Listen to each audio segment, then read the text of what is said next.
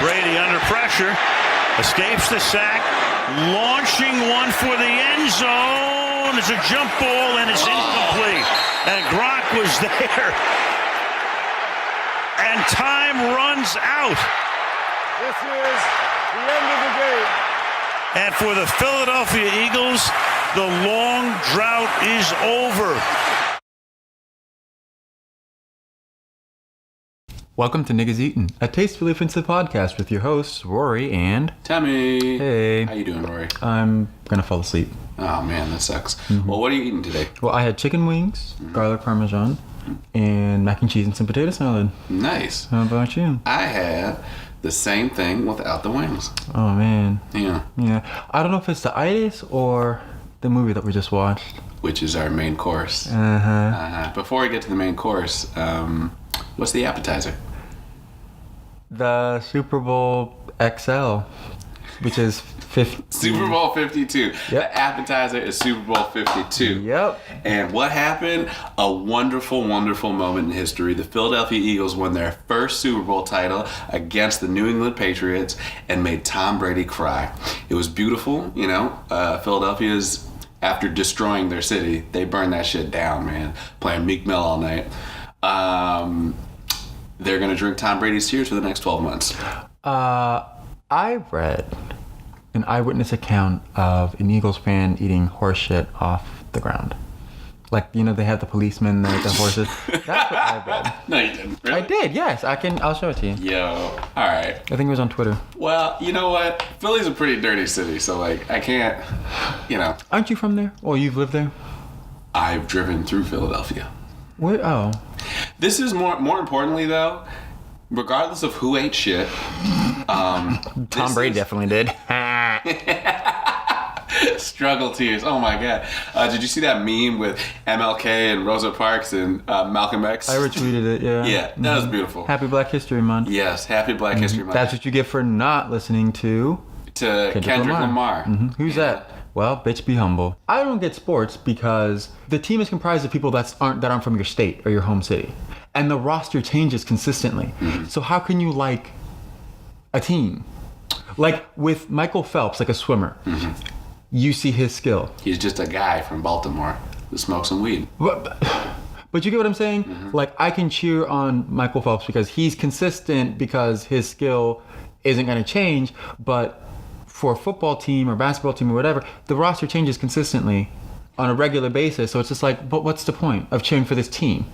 Because it's the team.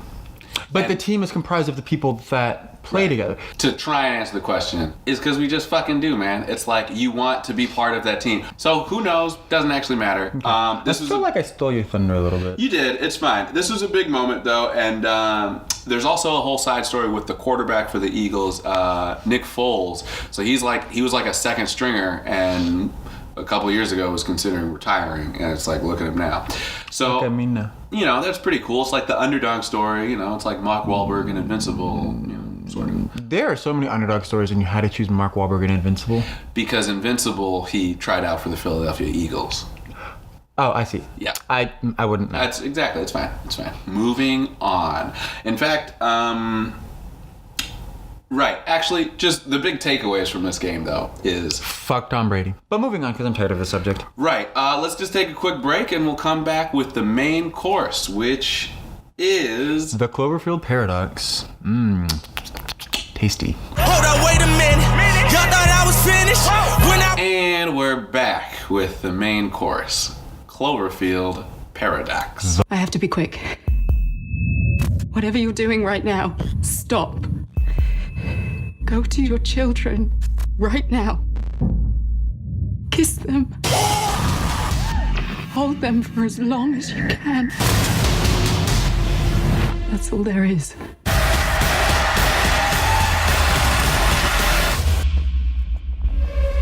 Right now.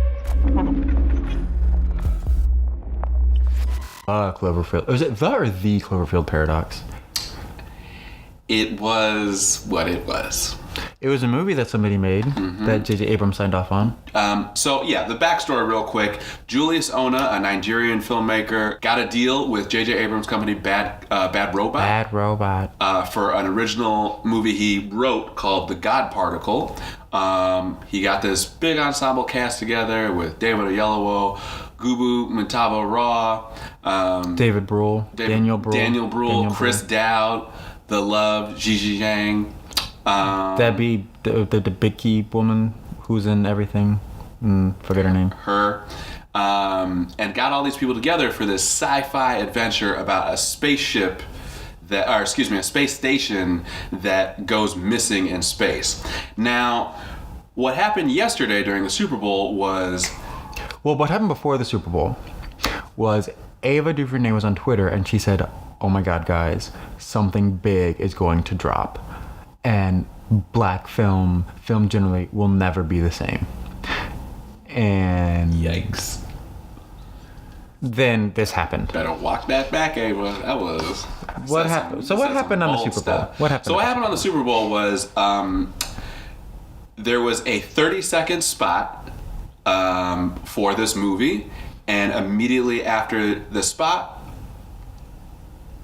it was announced that the Cloverfield Paradox, aka formerly known as the God Particle, will be released on Netflix right after the Super Bowl. That's brilliant, amazing marketing strategy. What? That's like a couple $1 billion to place the ad. They took a little clip, they took 30 seconds clip of the film, put Netflix on it, and said, hey, had Ava and everybody tweet about it, and boom, you have a fan base for an unknown filmmaker's science fiction first feature film.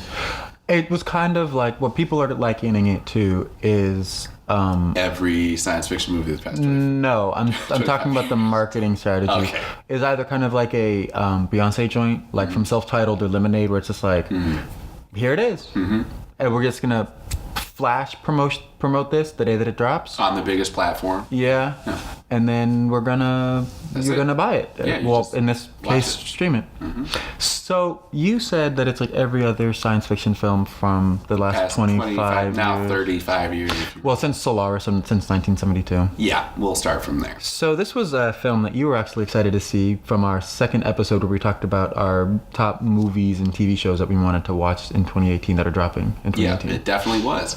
And I was really excited for the project because I heard about it maybe 3 or 4 years ago, and I'd hear little snippets of news here and there about his film getting produced by J.J. Abrams, which is a big deal, having a platform, getting David Oyelowo and Gugu, and just having this cast expand and kind of the secrecy or mystery shrouded by that we can't find a marketing strategy for this, so we're gonna pull Cloverfield out of our ass and then drop it on the Super Bowl.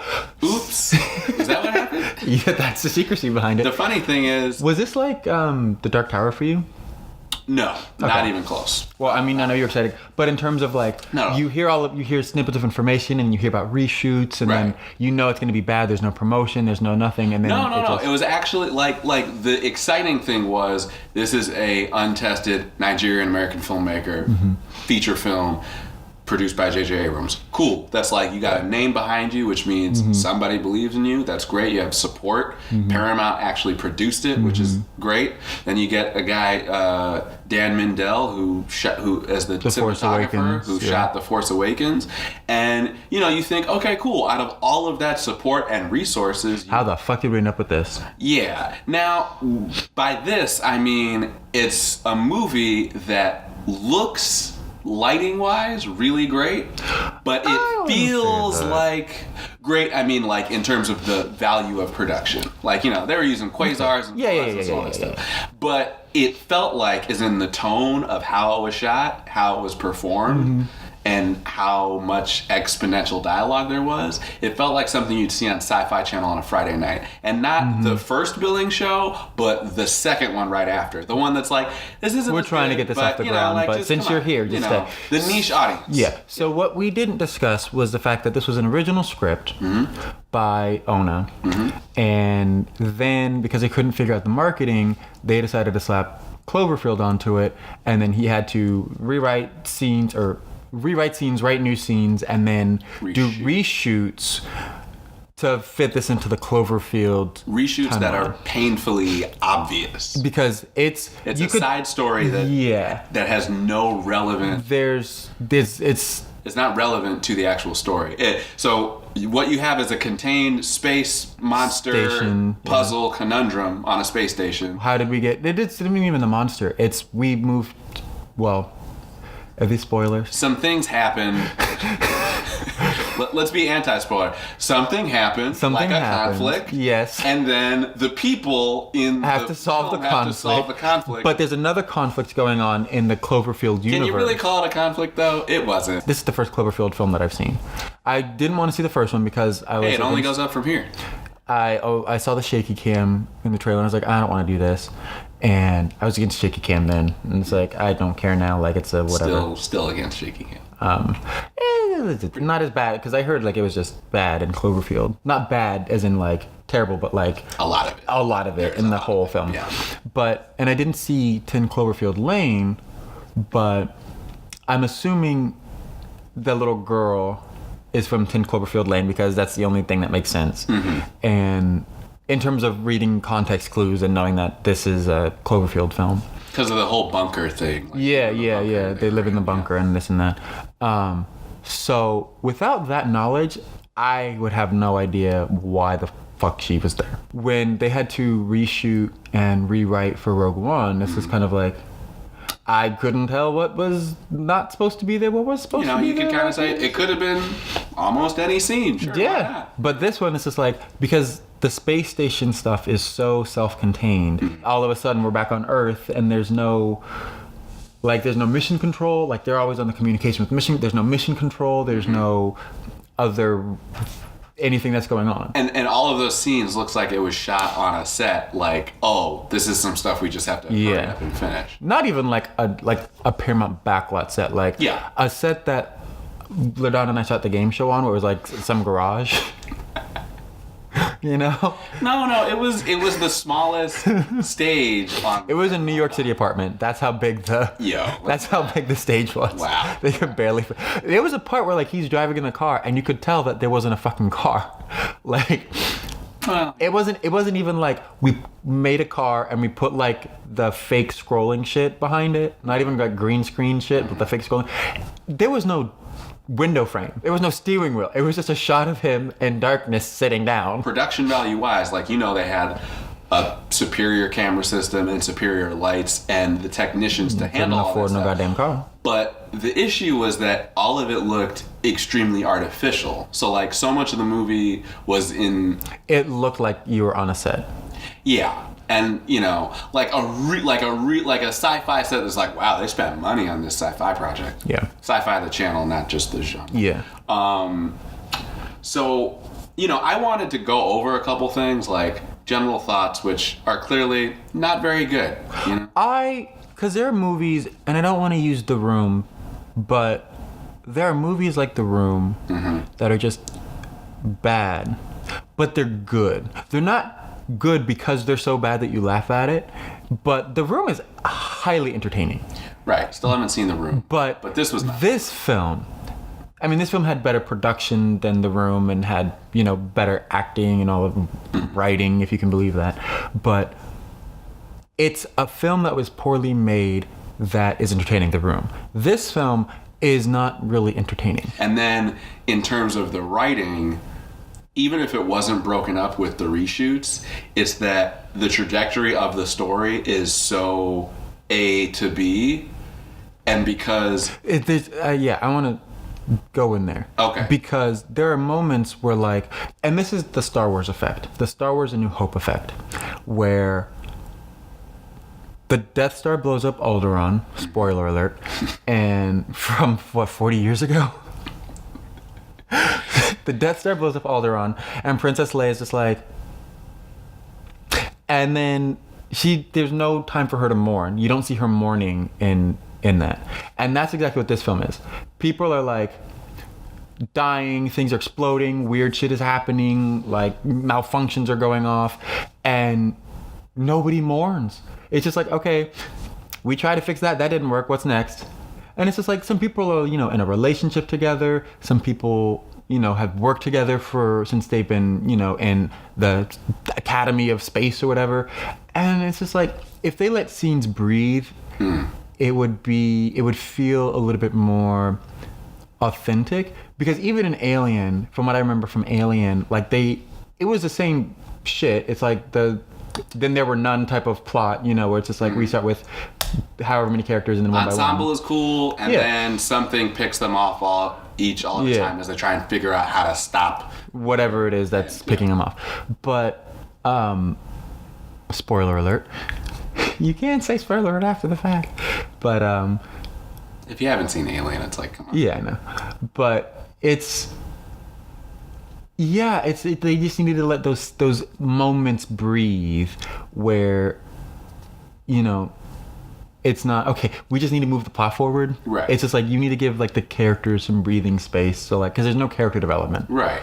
And especially because the caliber of actors, the caliber of actors, they've all done work that shows really them great. Exceptionally well. Yeah. Whether it's historical dramas, contemporary pieces, science fiction, gangster flicks. So because of that, like you're saying, I agree, there just wasn't a lot of breathing room to feel how these characters are feeling. And some of that does come from the writing, because it is so plot driven in such a way where everything is so condensed. Like there's a thing, there's an event that happens and they have to stop this thing from happening by stomping on stuff, and they clearly don't stomp it out.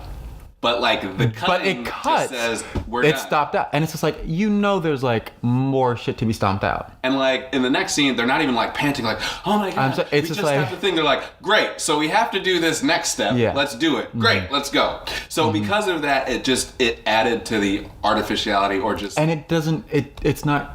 Like with something like Interstellar, which I absolutely don't like. Yeah. It was because Nolan's a very, very, he's a hyperlinear director like this. A, B, like even in Inception, it's just like, this is what we just did, this is what we're doing in this scene, this is what we're about to do in the next scene. And that happens every scene when they're in the dream sequence. Is just a recap. It's hyperlinear. But it built to let me go through the bookshelves and see my daughter and put the whole story in motion. Sure. Right? Interstellar. This film, nothing, it's just a bunch of weird, quirky shit that happens, but nothing is built upon itself. Right. So even though... a lot of tropes. Yeah, so even though they reference, like anybody, like the rule of three in film, if you show something once, it's an accident. If you show something twice, it's a coincidence. But if you show something 3 times, then it's intentional. So like they'll have props that they'll bring back, in very obvious ways and very subtle ways, but there was a forethought in that to bring these props back, but there wasn't that forethought in how to develop the actual narrative, if that makes sense. So like, I think you said it when we were watching it, there's these little attention to details which almost really seem out of place. Those are the most interesting things. Yeah. Like there's a close-up of something like a gyroscope, something spinning, and it's a little detail because it's malfunctioning, but that little detail was so good. That was the best part of the film, but for me at least. But it doesn't add to because it doesn't have any weight to it, because there's no weight to the story. So because of that, you have these actors that do their best with what they have in front of you. You have a script that drives the momentum forward, and then you have a plot that's condensed so much that there's no breathing room to like actually understand where you are. Because it's so many tropes, but also so many references too. Right, where you are in this world. So between the actual physical look of it, the performance, and how the editing and the writing, you just have this film where, I was kind of waiting till it was over. And to loop everything back together, because like it's 5 minutes before the movie's done, or so you can feel out the movie's ending. And we're just like, how does this tie into Cloverfield? Right. And so it's like, I think that hurt it is because, I mean, those problems probably existed already because it doesn't seem like they reshot much, but what using the Cloverfield name meant to do, which is to reinforce that this is a good that it's a good story and a good film. I would just say just as a marketing thing. As a marketing thing, Right. backfires because then instead of going, okay, what is this world, and being just disappointed that, oh, the world's not that Right. deep, you're saying, what is this world and what is the definitive connection between this Cloverfield world that's already set up? You're doing two different things at the same time when it needs to be building this thing into the Cloverfield world. Right. But they're building it. This is this, and this is how it's Cloverfield. Right. It's like, Retroactively. let's use a metaphor that I totally know about. God. Architecture. It's like if you build a house and you don't have the space to do an attachment, but you still build the attachment, trying to condense it in that space. But you're using like maybe marble. This is a real expensive house, but like a marble and like a Greco, ancient Greece theme, Sure. and then you tack on like some bumfuck Kentucky outhouse. So where we're at is that in trying to meld these two worlds, it Failed. and it actually weakens both the original idea and its attachment to this. Because we were having all because I know that there's a Cloverfield monster and it's an alien or some shit. Maybe it could have been a nuclear war, but it was in space, so I'm like, it's an alien. And we were like, oh, they're gonna do this, and it like creates the alien and this and that. Yeah. And I wasn't paying that close attention, so like it could have been mentioned, but No, it's very like it doesn't make sense. You know what I mean? it doesn't. Like. It's all peripheral and coincidental. Right, because we were even trying to figure out, because I know just a little bit about Cloverfield, but we were trying to figure out how it fits into the overarching series. Right. In terms of, are we before the beginning of Cloverfield? Yeah. The 1? Or is it happening simultaneously to Cloverfield 1? What they're implying, because it's never explicitly told, the events of the first Cloverfield happen while this is going on. Right. Now, Cloverfield 1 is definitively a contemporary piece, so it's supposed to be in 2008. Yeah. And there's no reference to any hyper technology that is very apparent in Yeah. Cloverfield Project. Well, because even in the beginning, you think the setup is there's lack of resources on Earth, so we have to create this photon particle beam, whatever shit, which creates unlimited free energy, whatever bullshit, magical shit that happens in movies. But that was dropped like after they said that. Yeah. It was like in a news report, like in the background, and then they never bring it up again. Or even the social implications that very similar tropey villain, like state villains, vilifying the Russians or the Germans or the Chinese. It's like they didn't even follow through with those. Yeah. It would have been at least nice if it is the Russians, so it's at least explicit. But it was more of like, it could be, but it doesn't even. Well, yeah, because like it's starting to tackle like current contemporary issues where it's like Russia's invading these countries, like it was invading the Ukraine, the Ukraine, and all of this. Like China's gearing up to go to war, and then Germany's probably some reference to Hitler or something. Yeah, they're never gonna let that go. Yeah, but then it was just like it never followed through on any of those things. Yeah, but the Americans don't do shit, and like the Chinese have a very important job, the Germans have a very important job, and the Russians have a very important job, and the Americans are like sitting pretty. It's like the Americans in charge of the whole project, and it's just like he doesn't know what the fuck. He can't even sharpen his own goddamn pencil. Yeah. David Oyelowo was criminally underused in this project. I don't think it's the role; it's the way that the role was written. Right.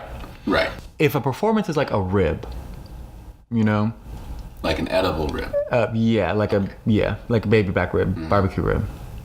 He was sucking on that bone. There was no meat on that shit. He was sucking on that bone trying to get meat out of something. It's good? Yeah, sure, whatever. It's good? Yeah. There was no meat on that rib. But he was trying as hard as he could. He tried. He definitely tried it. Listen, though, ultimately, it was not a satisfying experience. It was kind of underwhelming. But I will ask one last question, though.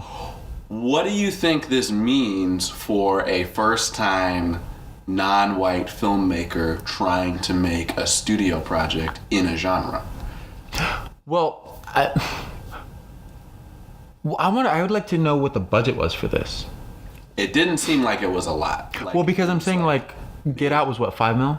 something like that. Like, at the same time, it also depends because like horror is a genre, and you specified genre, but horror is infinitely cheaper to do than science fiction. Even though this is science fiction was done cheaply, like I think I said at one point, like you with your computer and developing skills could have rendered the stars outside of the window because it was that bad. But it depends on the genre, number one. So we'll say in like a science fiction fantasy where it takes a lot of production and stuff like that. I don't know, because at the same time, it's so many different factors because he is Nigerian. Is he Nigerian? And then He's now Nigerian American. The thing is that like, because if it was a Ryan Coogler type, Right. you know what I mean? Then he wouldn't even be making a project. Like he wouldn't wait. I'm not saying that like, I mean, because Ryan Coogler's, I'm not saying like based on, but like somebody from Oakland or some shit. Oh, sure. You know what I mean? As opposed to somebody from Nigeria. Yeah. So there's a difference in there too. Right. There's a difference in like funding and like connections and things like that that I'm really trying to get at. So I don't know how to answer that question. I think it depends on how well this does, because I think the marketing for this was it was risky, but because it was Cloverfield and because of the talent that is involved, especially J.J. Abrams, people flocked to see this. Yeah. I mean, I was excited to see this. Like, I completely forgot that it was even coming out. But I was excited to see this, and then the first 2 minutes, I was like, I'm out. Yeah. But I don't think... I think it's a project by project, because that's what, at this point, in terms of letting black people into the industry or non-white people into the industry, it's a very case-by-case thing. And it honestly, I think, comes down to who you're connected with. Okay. Because, like, if you get Ava and JJ... Film, yeah. Right. So if Ava's, like, in Disney's ear and JJ's in Disney's ear for you, then it'll more than likely...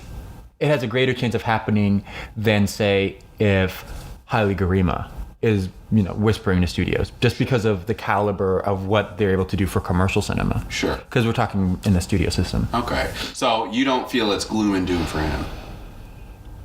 No. Okay. That's good. Which means there is justice, I guess, because he gets the white man treatment, which is you can get $100 million if you're a white man to make a movie and it could tank. And you will get another shot. Well, I don't, because I don't think this was definitely. If this was $100 million, no, it wasn't. But I'm saying, you know what I mean? No, I get it. But like, if it was $20 million, that's basically $100 million for a black filmmaker. Right? Yeah.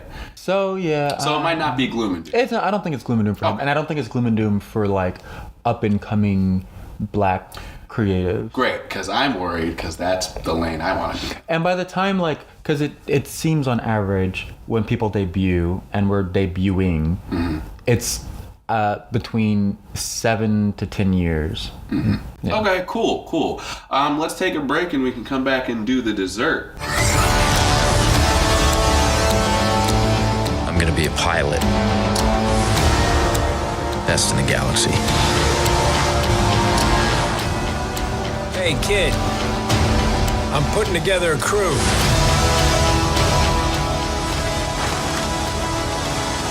You in? That's yes.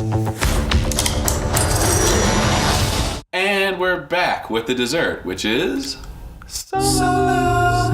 The Han Solo project, directed by Ron Howard and shot by Howard alum and our BFF Bradford Young. Starring Childish Gambino, also known as Donald Glover, and somebody who clearly does not have the physical attractiveness or the charisma of Harrison Ford. Some white guy I don't even know. And Daenerys Targaryen is in there, too. And Woody... Oh, Woody Harrelson. And Woody Harrelson's hairpiece is his own character in the trailer. God damn. I can't wait. For Woody Harrelson's hair in the wind. Beyonce who? Give that man a fucking fan everywhere he walks. Jesus. So the trailer for Solo premiered during the Super Bowl. The 45-second teaser. And then this morning they released the teaser trailer, both of which are awesome. I think it can be summed up in 4 frames. Most importantly, which you've already seen memeified all over the internet, is Donald Glover in the dopest Dark fur. jacket. Oh my god.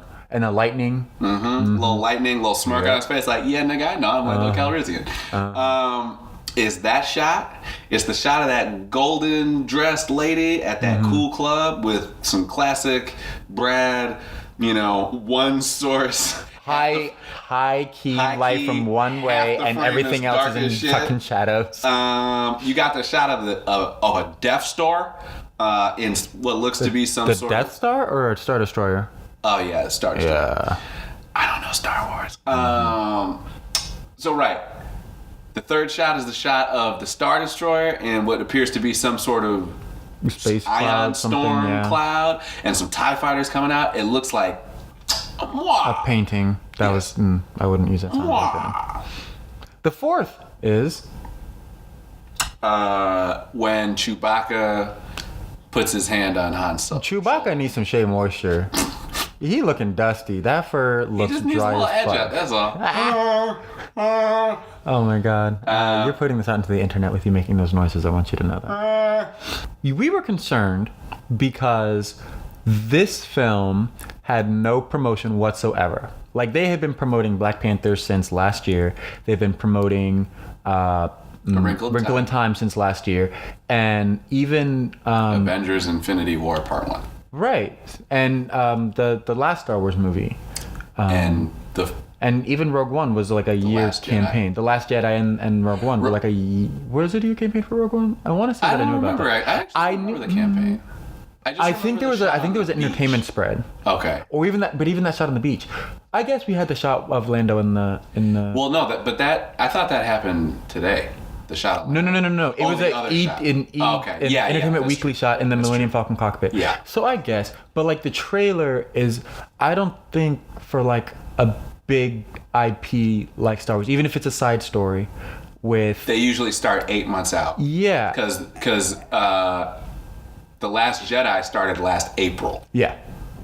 And that was like a very arresting trailer that definitely threw people off because The tone, the red salt, put all you of in that. Empire Strikes Back territory, and then they flipped it on you. Whereas with this movie, it's like, this is February and it's coming out in May. So it's a very short turnaround to promote it. So I wonder if it's going to be a heavy, intense promotion up until then. But we know that it had production problems. Yeah. They fired the directors, Yes. Lord and Miller, And then they brought had in to- Ron Howard. They had to do reshoots and all of this. I don't. Maybe it's because of the character or the actor. I don't like the guy. Like he just no. The actor playing Han Solo. Yeah. So I'm excited for Donald Glover, and I'm super excited for Bradford Young because you like screenshotted every single fucking frame in that trailer. Yeah. And we were just like The good ones. we were just like, so everything. Yeah. So we were just like, oh, this is the most violent year. This is Arrival. This is a thesis film at Howard that he shot.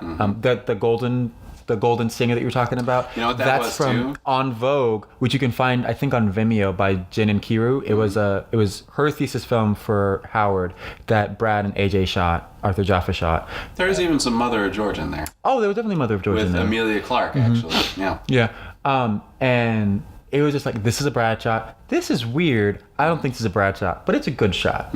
Yeah. So it was just like, Brad. So I'm really excited to watch it for Brad. Same. Yeah. And Donald Glover. And I mean, that's pretty much all I need, So I think, who was it? Issa Rae at the Emmys last year or something? Yeah, the Emmys or the Oscars last year. It's like, who are you rooting for? All the black people. That is my relationship to the Solo movie. Amen. It's true, though. Yeah. And it also just might be because they're not sure how it's going to be. And also, they just figure people are going to go see it. So Yeah. I mean, but Han Solo, it has to have that charisma. And even you don't get into that charisma in the trailer. Right. Although in the 45-second spot, I think the closest he looks to Han Solo is the last frame they stereotypical use. Brad shot where you can't even see the guy's face. But it works though too. It's effective as a primer for the film because Right. the Imperial officer asks, Yeah. "What's your name?" Han Solo is behind a doorway. You Yeah. see him shrouded through the doorway. His head is clocked like It's 45 barely degrees, even tilted an down edge. a little bit. There's not He even just- an edge. He just tilts up. He doesn't even say anything, and the trailer just cuts. It's Yeah. beautiful. It Yeah. works amazing. Yeah. You know. I mean, for the trailer, but it's also because Brad is just like, oh, can you see? Well, that's not my shot. They're there. Trust me. It's fine. Brad, we can't see. Huh? That's the frame. We can't have no black frame, Brad. No, It's the most important scene in the movie. Look, Exactly. Look in the left corner. You see that edge? Boom. Got you. There's a little like night light in the back corner over there at the end of the studio. Mm-hmm. That's the only light for the film. Yeah. So unlike, here's the thing though. I also am hoping it might be like a Rogue One situation where we heard all these stories about the production, But it wasn't turns out to be sure a what it was gonna bomb-ass be, and movie. it's amazing. The one thing I know about this film is that it's going to have the best cinematography of any Star Wars film ever, unless Brad shoots another one. I'm sorry, Greg Fraser. Rogue One was amazing, but sweetie, your time is up. Well, no, it's good. You know what they say. Number 2 is almost number 1. That's Right. And it's a black man. A black How'd that make you feel? Howard How'd that make you feel, alum. Greg? Yeah, it's true. And he's gonna be the best Star Wars DP, so fuck out of here, George Lucas. So yeah, are we excited to see? Oh, when does it come out? May 25th. Comes out May 25th. Answer my own question.